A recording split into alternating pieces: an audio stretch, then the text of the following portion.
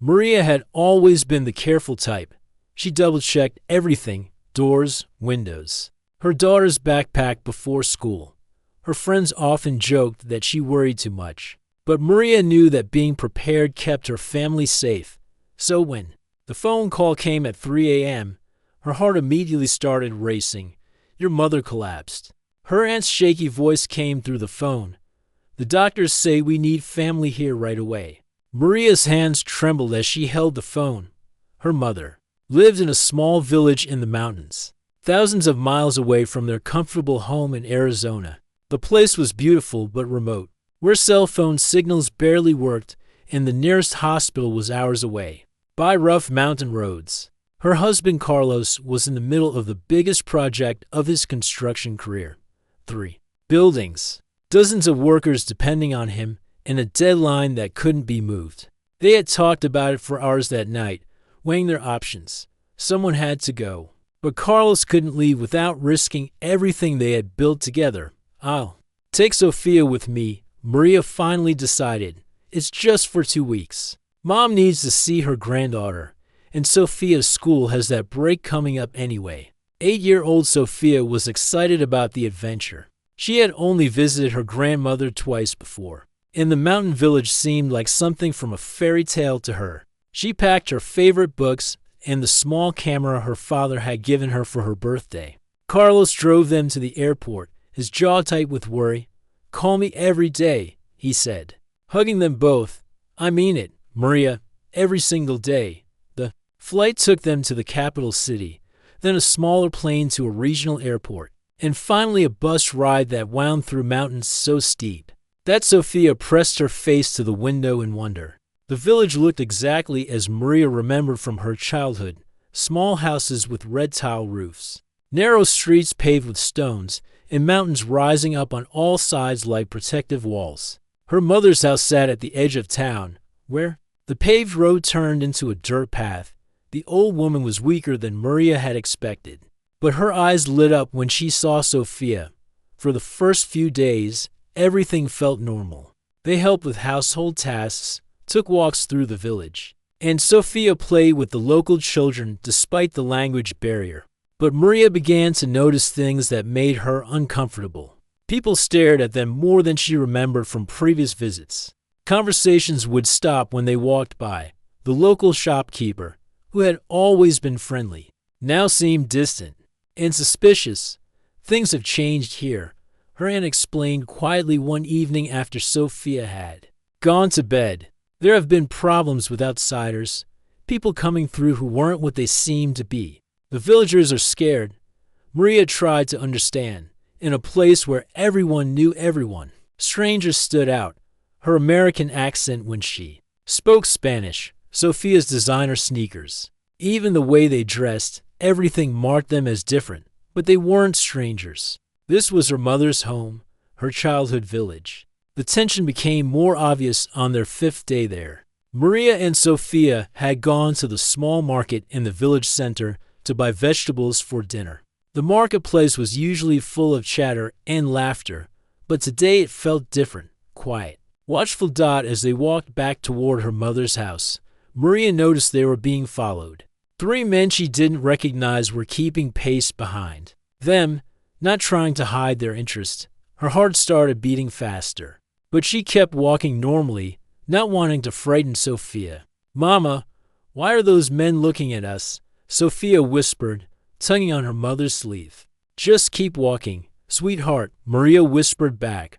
"We're almost home." But the men were getting closer. When Maria quickened her pace, they did too. The narrow street suddenly felt like a trap, with high walls on both sides and no place to go except forward or back. "Excuse me," one of the men called out in Spanish. His voice was rough, authoritative. "We need to speak with you." Maria stopped walking. Her mouth went dry as she turned around, instinctively pulling Sophia closer to her side. The 3 men were dressed in mismatched clothing, not uniforms, but they carried themselves like they had authority. "Good afternoon," Maria said politely, trying to keep her voice steady. "Is there something I can help you with?" The leader of the group looked her up and down, then stared at Sophia. "You're not from here," he said, It wasn't a question. I'm visiting my mother, Maria explained. She lives just up the road. She's been sick, and I came to help take care of her. The men exchanged glances. What's your name? The leader demanded. Maria hesitated. Something about this felt wrong, but she didn't want to make the situation worse. Maria Gonzalez. My mother is Carmen Gonzalez. She's lived in this village for 60 years, and the child, this is my daughter, Sophia. We're just here for a visit. The men didn't seem satisfied with her answers. They huddled together, speaking in low voices that Maria couldn't quite hear. Her heart was pounding now, and she could feel Sophia trembling beside her. You need to come with us, the leader finally said. We have some questions about what? Maria asked, trying to sound calm. I told you, we're just visiting family. That's what we need to discuss, another man said. Don't make this difficult. Maria looked around desperately. The street was empty now. Everyone had somehow disappeared. Windows that had been open were now closed. Doors that had been ajar were now shut tight. The villagers, who had watched them with suspicion, had vanished at the first sign of trouble. I want to call my husband, Maria said, reaching for her phone. No calls, the leader said sharply, stepping closer. You come with us now, or we'll have to make you come. Sophia started to cry softly, sensing the danger even though she didn't fully understand what was happening. Maria pulled her daughter closer, her mind racing. These weren't police officers. They had no badges, no official vehicle, no proper authority. But they were bigger than her, and there were 3 of them. Please, she said. We haven't done anything wrong. We're just visiting my sick mother. That's what we're going to find out, the leader said. Move, as they were led away from the village center toward an area Maria didn't recognize. She realized how completely alone they were. No one was going to help them. No one was going to intervene. And Carlos, back home in Arizona, had no idea that his wife and daughter had just disappeared into a nightmare that was only beginning. The men led Maria and Sophia down a dirt road that twisted away from the village center. With each step, the familiar sounds of daily life grew fainter behind them. No more children playing, no more women chatting as they hung laundry, no more dogs barking in the distance. Just the sound of their footsteps on the dusty ground and Sophia's quiet sniffling. Where are you taking us? Maria asked, trying to keep her voice calm for her daughter's sake. You'll see, the leader replied without looking back. The road led to an old building that looked like it had been abandoned for years. Paint peeled from its walls, and weeds grew through cracks in the concrete. Behind the building, Maria could see what looked like animal pens, metal structures with bars and wire fencing. Her stomach dropped as she realized what they were approaching. This is where you'll stay until we sort this out, one of the men said, and locking a heavy padlock on one of the metal structures. Stay, Maria's voice cracked. You can't keep us here. We haven't done anything wrong. That's what we're going to find out, the leader said. Get inside. The enclosure was barely large enough for 2 people to lie down. The floor was concrete, stained and dirty. There was a bucket in one corner and nothing else. The walls were made of metal bars, like a cage at a zoo, but smaller and more frightening. Mama, I don't want to go in there, Sophia whispered, pressing herself against her mother's side. Maria's heart was breaking. How could she explain to her 8-year-old daughter that they were being locked up like animals? How could she make sense of something that made no sense at all? I know, sweetheart, Maria said softly, but we need to be brave, okay? Daddy will find us. He always finds us when we're lost. The men pushed them inside and locked the door with a chain and padlock. The sound of the metal clicking shut was the most terrifying sound Maria had ever heard. Through the bars, she watched the men walk away, their voices fading until she and Sophia were completely alone. The first night was the worst, Sophia cried, until she fell asleep from exhaustion, curled up in Maria's arms on the cold concrete floor. Maria didn't sleep at all. She stared up at the stars through the metal bars above them, trying to figure out how this had happened.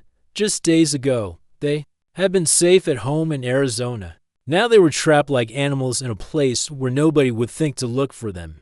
The next morning, one of the men brought them a small bowl of rice and beans and a plastic bottle of water. He slid it through a gap in the bars like they were feeding zoo animals. "Please," Maria said, approaching the bars. "My daughter is just a child. She needs proper food, clean water, a place to wash. Whatever you think we've done, she's innocent." The man looked at Sophia, who was sitting in the corner with her knees pulled up to her chest. For a moment, Maria thought she saw something like sympathy in his eyes, but then he turned away without saying a word. "When can we call our family?" Maria called after him. "They don't know where we are." "When we're ready," came the reply. The days began to blend together in a nightmare of heat, hunger, and fear. The men would come by twice a day with small portions of food and water, never enough to satisfy their hunger or thirst. They asked the same questions over and over. Why were they really in the village? Who had sent them? What were they planning to do? Maria answered honestly every time. They were visiting her sick mother. No one had sent them. They weren't planning anything except to help take care of an elderly woman and then go home. But her answers seemed to make the men more suspicious, not less. Sophia grew quiet and withdrawn. She stopped asking when they could go home. She stopped asking about her father. She just sat in the corner, staring at nothing, and Maria's heart broke.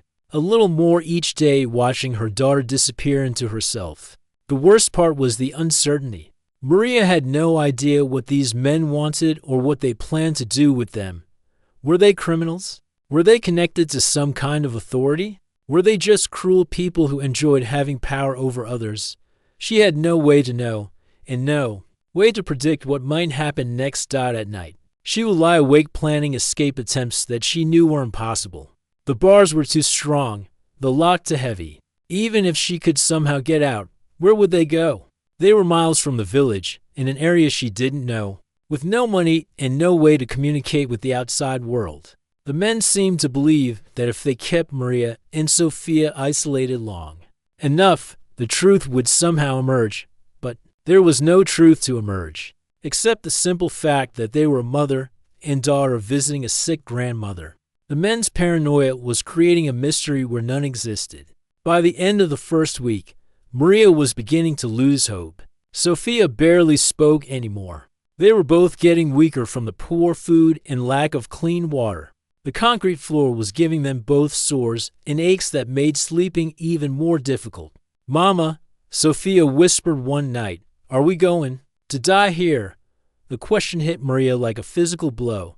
She pulled her daughter closer, trying to hide her own tears. "No, baby," she whispered back. "Daddy is looking for us. He won't stop until he finds us. You know how stubborn he is." Sophia managed a tiny smile at that. Carlos was indeed stubborn, especially when it came to his family. But even as Maria tried to comfort her daughter, she couldn't shake the terrifying thought that Carlos had no idea where they were or what had happened to them. The village was hours away from any major city. The men who had taken them operated in complete secrecy, and every day that passed made it less likely that anyone would ever find them in this forgotten place at the edge of nowhere. But Maria held onto hope because she had to, because Sophia needed her to, because somewhere out there, she knew Carlos was moving heaven and earth to find them. She just prayed he would find them before it was too late. 2 weeks had passed since Maria and Sophia disappeared from the village streets. The concrete floor had become their world, cold at night, burning hot during the day. Maria had tried counting the days by watching the sun rise and set through the metal bars above them, but the hours blended together in a haze of hunger and worry. Sophia had stopped eating properly. The small portions of rice and beans that came twice a day sat untouched beside her. She would drink a little water when Maria begged her to, but mostly she just lay curled up in the corner, staring at the wall. Her clothes hung loose on her small frame, and dark circles had formed under her eyes. "Please, sweetheart," Maria whispered, holding a spoonful of rice near Sophia's mouth. "Just a little bit. You need to keep your strength up." Sophia turned her head away. "I'm not hungry, Mama." Maria's heart ached. She knew her daughter was hungry. They both were, constantly. But the fear and sadness had taken away Sophia's will to eat. At 8 years old, she was giving up hope, and that scared Maria more than anything else that had happened to them. The men who guarded them had become more aggressive as time passed. They seemed frustrated that their questioning hadn't produced the results they wanted. Every few days, they would pull Maria aside and ask the same questions with increasing anger. "Why are you really here?" the leader would demand. "What organization sent you? What are you planning to do to our community?" Maria's answers never changed because they were the truth. "I'm visiting my sick mother. No one sent me. I'm not planning anything except to help take care of her and then go home to my family." But the truth wasn't what they wanted to hear. They had convinced themselves that Maria and Sophia were part of some larger threat, and nothing she said could change their minds. Their paranoia had created a story that didn't exist, and they were determined to make reality fit their fears. The worst part was the complete isolation. Maria had no idea what was happening in the outside world. Was Carlos looking for them? Did anyone even know they were missing? Her mother was too sick to leave the house, and Maria had told her they were just going to the market. When they didn't return, would anyone think to search for them? The village felt like a different world from the one she remembered as a child. People minded their own business now, afraid to get involved in anything that might bring trouble to their own families. The men who had taken them seemed to operate with complete freedom, as if no one dared to question their actions. Sophia's condition was getting worse each day. She had developed a cough that worried Maria deeply. The nights were cold, and they had been given only one thin blanket to share. Sophia would shiver in her sleep, and Maria would hold her close, trying to warm her daughter's small body with her own. "Mama," Sophia whispered one morning, "do you think Daddy forgot about us?" The question broke Maria's heart. "Oh, sweetheart, no. Daddy could never forget about us. He loves us more than anything in the world. He's looking for us right now. I promise." But even as she said the words, Maria wondered if they were true. How could Carlos possibly find them? The men had been careful to take them far from the village, to a place where no one would think to look, even if he came to the village, even if he asked questions. Would anyone tell him what had happened? The days stretched on with no change. Maria tried to keep Sophia's spirits up by telling her stories, playing simple games with pebbles they found on the ground, or singing quiet songs. But it was becoming harder to hide her own despair. She was losing weight rapidly, and her strength was fading. Sometimes she felt dizzy when she stood up too quickly. The men brought them the same meager portions of food, the same small bottle of water, the same indifferent attitude. They had stopped asking questions as frequently, which somehow made Maria more nervous. What did that mean? Had they decided what to do with them? One evening, as the sun was setting, Sophia suddenly sat up straighter than she had in days. "Mama," she said quietly, "I had a dream about Daddy last night." Maria moved closer to her daughter. "What kind of dream?" "He was looking for us. He had a big map, and he was asking people questions. He looked really worried, but he didn't give up. He kept looking and looking."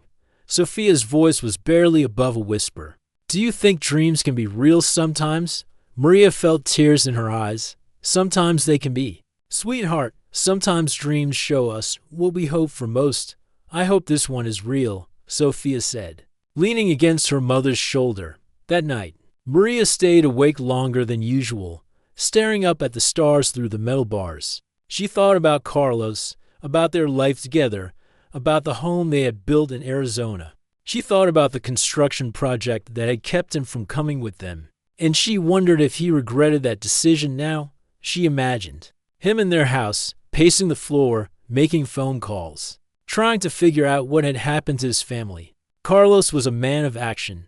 He solved problems. He fixed things. He didn't give up easily. But how could he fix something when he didn't even know what had broken? The next morning brought no change. The same routine, the same guards, the same metal bars. But something felt different. Maria couldn't put her finger on what it was, but there was a tension in the air that hadn't been there before. The men who brought their food seemed nervous, distracted. They whispered to each other in voices too low for Maria to hear. One of them kept looking toward the road that led back to the village, as if he was expecting something. "What's happening?" Maria asked when they brought the evening meal. "Nothing that concerns you," the leader replied, but his voice lacked its usual confidence. As night fell, Maria heard something that made her heart race. In the distance, so faint, she almost missed it, was the sound of a car engine. Then another, and another. Vehicles were moving on the road that led to their prison. More vehicles than had passed by in all the weeks they had been trapped there. Sophia heard it too. She sat up, her eyes wide with something that might have been hope. "What is it, Mama?" she whispered. Maria pressed her face against the metal bars, straining to see into the darkness. "I don't know, sweetheart, but something is different tonight."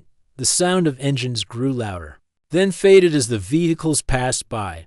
But Maria couldn't shake the feeling that change was coming. After weeks of sameness, something was finally happening in their small corner of the world. She held Sophia close as they settled down for another night on the concrete floor. Tomorrow would bring either more of the same endless waiting, or something entirely different. For the first time in weeks, Maria dared to hope it might be the latter. Back in Arizona, Carlos was going crazy with worry. 3 weeks had passed since he last heard from Maria and Sophia. The silence was eating him alive. His wife was the most reliable person he knew. She called every day, sometimes twice a day, just to check in and let him know they were okay. At first, he made excuses. Maybe the phone service was bad in the mountains. Maybe his mother-in-law had taken a turn for the worse, and Maria was too busy at the hospital to call. But as the days stretched on, those explanations stopped making sense. Carlos had barely slept. In a week, his construction crew watched him pace around the job site, his phone always in his hand, checking for messages that never came. His foreman, Roberto, finally pulled him aside. "Boss, you need to go find them," Roberto said quietly. "The crew can handle things here. Your family needs you." Carlos nodded, his jaw tight with determination. He'd been thinking the same thing, but hearing someone else say it made the decision real. "Keep the project moving," he told Roberto. "I don't know how long I'll be gone." That night, Carlos sat at his kitchen table with his laptop, trying to figure out how to find two people in a country he'd only visited once. He called the American embassy in Guatemala, but they told him he needed to file a missing persons report with local police first. He called the police in the nearest city to Maria's mother's village, but they said they couldn't take a report over the phone. Everything required him to be there in person. Every phone call ended with the same message: "You need to come here to file the proper paperwork." Carlos looked around the house he and Maria had built together. Family photos smiled at him from every wall. Sophia's artwork covered the refrigerator. Maria's coffee cup still sat in the sink from the morning she'd left. Because Carlos couldn't bring himself to wash it, he made his decision. The next morning, he emptied his savings account, bought a plane ticket, and threw some clothes in a bag. The construction project would have to wait. His family was more important than any building. The flight to Guatemala felt like the longest journey of his life. Carlos spoke enough Spanish to get by, but he wasn't confident about navigating a foreign country alone. He printed out maps, written down addresses, and memorized the name of Maria's mother's village. He had one photo of Maria and Sophia on his phone, and he planned to show it to everyone he met when he landed in Guatemala City. The heat hit him like a wall. The airport was crowded and chaotic, nothing like the small regional airport back home. But Carlos pushed through the confusion, focused on one thing: finding his family. The bus ride to the mountain village took 8 hours on winding roads that made his stomach turn. Carlos stared out the window at the landscape, trying to imagine Maria and Sophia making the same journey weeks ago. They must have been excited, looking forward to seeing Grandma. They had no idea what was waiting for them. The village looked exactly as Maria had described it: small, quiet, surrounded by mountains. But when Carlos knocked on the door of Maria's mother's house, his heart sank. The old woman who answered was clearly very sick, barely able to stand. "Where are Maria and Sofia?" Carlos asked in Spanish. The old woman's eyes filled with tears. "They disappeared," she whispered. "They went to the market weeks ago and never came back. I've been waiting for them to return." Carlos felt like the ground had shifted beneath his feet. His worst fears were confirmed. Maria and Sofia hadn't just lost phone service or gotten busy with family obligations. Something had happened to them. "Did you call the police?" he asked. The old woman shook her head sadly. "I'm too sick to leave the house, and the police, they don't always help with problems like this." Carlos spent the next 2 days walking through the village, showing Maria and Sofia's photo to everyone he met. Most people were kind but unhelpful. They remembered seeing Maria and Sofia, but no one knew what had happened to them. A few people looked nervous when he asked questions, glancing around as if they were afraid of being overheard. On the 3rd day, Carlos met an old man who ran a small shop near the market. The man studied the photo for a long time, then looked around carefully before speaking. "I saw them," he said quietly. 3 weeks ago, they were walking back from the market when some men approached them. I went inside my shop because I didn't want to get involved, but I heard raised voices." "What men?" Carlos asked, his heart pounding. The old man shrugged. "Men who think they run things around here. They've been causing problems for anyone they think doesn't belong. They took your family away, and nobody has seen them since." Carlos felt a surge of anger and fear. "Where did they take them?" "I don't know," the old man said, "but I know someone who might. There's a woman who lives at the edge of town. She sees everything that happens. Her name is Rosa, and she lives in the blue house past the church." Carlos thanked the man and hurried to find Rosa. The blue house was small and neat, with flowers growing in pots by the front door. When Carlos knocked, a middle-aged woman answered, her face suspicious until she saw the photo. "Hey, Dios mío," she whispered. "The mother and little girl. I saw what happened." "Please," Carlos said, his voice breaking, "tell me everything." Rosa invited him inside and made him sit down. "I was hanging laundry when I saw them walking back from the market. 3 men stopped them on the street. They weren't police, but they acted like they had authority. They made the woman and child go with them." "Where did they take them?" "Toward the old ranch road, outside of town. There's an abandoned building there where—" Rosa paused, looking uncomfortable. "Where these men sometimes take people they don't trust." Carlos felt his blood run cold. "What do you mean? Take people? They think they're protecting the village from outsiders." Rosa explained, "But they're just bullies who enjoy having power over people who can't fight back. They've done this before." "Are Maria and Sofia still alive?" Carlos asked. Afraid to hear the answer, Rosa nodded quickly. "Yes, I think so. I've seen the men going back and forth to that area regularly. They wouldn't need to do that." "If she didn't finish the sentence, Carlos stood up, his hands shaking with rage and determination.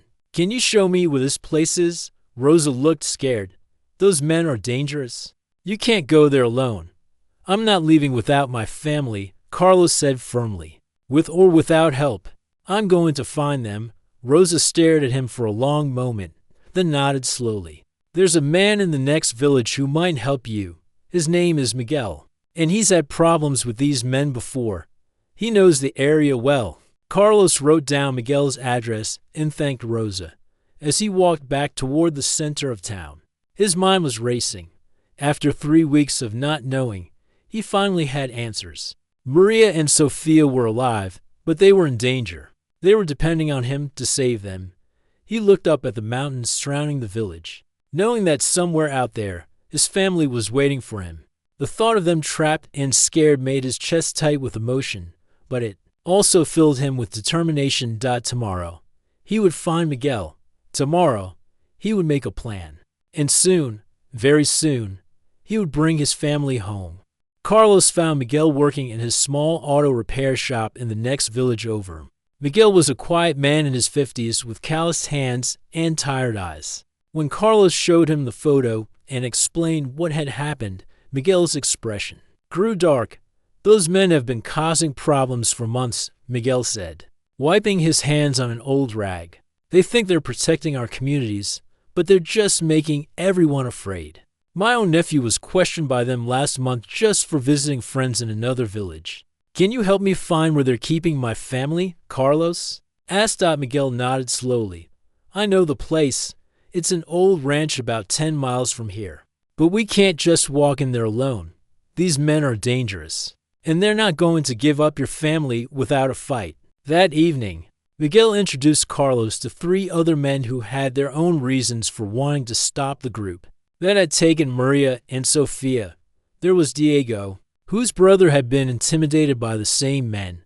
There was Antonio, who owned a small store that had been threatened. And there was Father Martinez, the local priest, who was tired of seeing his community live in fear. We've been waiting for someone brave enough to take action, Father Martinez explained. But we needed the right reason. Your family gives us that reason. They spent the night planning. Miguel drew a map of the old ranch, showing the buildings and the roads. Diego knew the men's routines from watching them over the past weeks. Antonio had contacts in the police who could be trusted to help if needed. The most important thing is to get your family out safely, Miguel emphasized. We're not looking for a fight. We just want to end this situation peacefully. Early the next morning, the group set out into vehicles. Carlos rode with Miguel, his heart pounding as they drove through the mountains toward the ranch. After 3 weeks of searching and worrying, he was finally going to see Maria and Sofia again. The ranch looked abandoned from the outside, just as Rosa had described. But Carlos could see fresh tire tracks in the dirt and knew they were in the right place. Miguel parked the truck behind a cluster of trees, where it couldn't be seen from the buildings. There, Miguel whispered, pointing to a group of metal structures behind the main building. That's where they keep people. Carlos felt sick when he saw the cage-like enclosures. The thought of his wife and daughter being locked up like animals made him want to rush in immediately, but Miguel held him back. We stick to the plan, Miguel said firmly. Father Martinez is going to approach them first. He has authority they might respect. Father Martinez walked openly toward the buildings while the others stayed hidden. Carlos watched through binoculars as 3 men came out to meet the priest. They talked for several minutes, their voices too low to hear from that distance. Then, Carlos saw something that made his heart stop. Through the bars of one of the enclosures, he could see a small figure moving. Sofia. She was alive, and she was right there. I can see them. Carlos whispered urgently. My daughter is in that cage. I need to get to her. Wait, Miguel said. Let's see what Father Martinez can accomplish first. The conversation between the priest and the men was getting heated. Carlos could see them gesturing angrily, their voices rising. Finally, Father Martinez turned and walked back toward the hiding spot, shaking his head. They won't listen to reason, he reported. They claim your family is dangerous and that they're protecting the community. By keeping them locked up, they refuse to let them go. Carlos felt a surge of anger unlike anything he'd ever experienced. These men had terrorized his family for 3 weeks, and they still wouldn't admit they were wrong.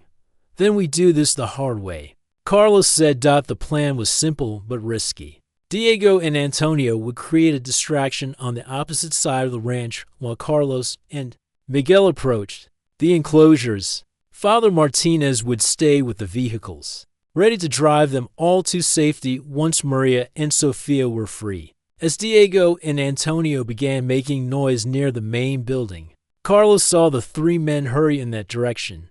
His heart was racing. As he and Miguel crept toward the metal cages, Maria, Carlos called out in a loud whisper, Sofia, it's me. The reaction was immediate.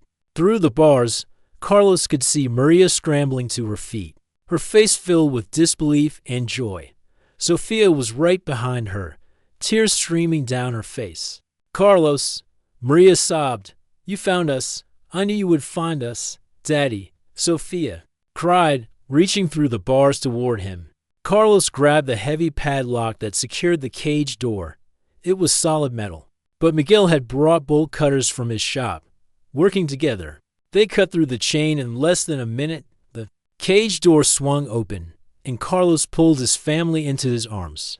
Maria was thinner than he remembered, and Sophia felt so small and fragile. But they were alive, and they were together again. "We need to go," Miguel urged now. They could hear shouting in the distance as the men discovered the distraction. Carlos helped Maria and Sophia into Miguel's truck while Diego and Antonio ran toward the second vehicle. As they drove away from the ranch, Carlos held his family close. Sophia was crying with relief, and Maria kept touching his face as if to make sure he was real. "I'm so sorry," Carlos whispered. "I should have come with you. I should have protected you." "You did protect us," Maria said through her tears. "You found us. You saved us." Father Martinez contacted the police as they drove back to the village, with witnesses and evidence of the illegal imprisonment. The men who had taken Maria and Sophia were finally arrested. The community that had lived in fear for months was free from their intimidation. 3 days later, Carlos, Maria, and Sophia were on a plane back to Arizona. Sophia fell asleep in her father's arms before they even left the ground. Finally safe enough to rest peacefully, Maria held Carlos's hand during the entire flight, neither of them willing to let go. Back home, their house felt like a sanctuary. Sophia ran to her room to see her toys and books, as if she needed to prove to herself that her normal life was still there. Maria stood in their kitchen, touching familiar objects and crying with relief. "We're home," Carlos said, pulling her close. "We're all home, and we're safe." The experience had changed them all. Sophia would need time to heal from the trauma of her imprisonment. Maria would always be more cautious about traveling without Carlos, and Carlos would never again take for granted the simple blessing of having his family safe at home. But they were together, and that was what mattered most. Love had brought them through the darkest time of their lives, and love would help them heal from the wounds it had left behind. In the end, the men who thought they could terrorize a helpless woman and child had learned an important lesson. Family's love is stronger than any cage, and a husband's determination knows no limits when it comes to protecting the people he loves most.